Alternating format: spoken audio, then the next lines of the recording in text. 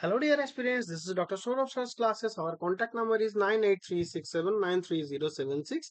Again, I am repeating our contact number, which is 98367930076.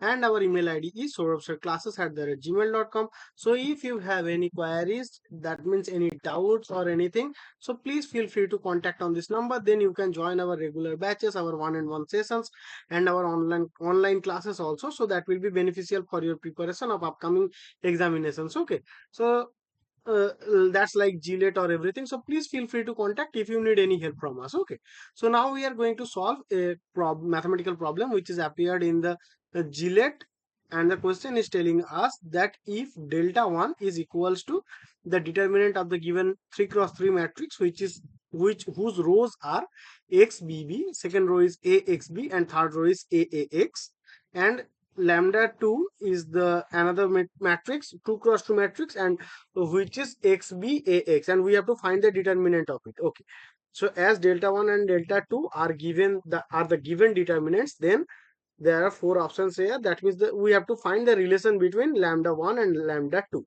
Okay, so this is a very easy task. So we have to find the determinant of delta 1 first. Okay, so the delta 1 will be x into, we have to find this minor, so that will be x square minus ab.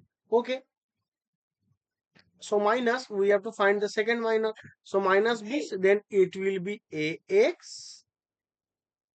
Okay, let me write it. That will be ax minus what? That will be minus a. Okay, so plus, finally we are getting a b, and the last minor will be aa and ax. That means a square minus ax. Okay, so that is what? That will be x cube minus abx minus abx minus ab square. Sorry, that will be plus ab square, and after that we are getting a square b minus abx. So finally we are getting what? We are getting x cube minus 3abx plus ab square plus a square b. So we have to find the delta 2 now. So my delta 2 is equals to the determinant of this, and we can easily see that the determinant will be a square minus a.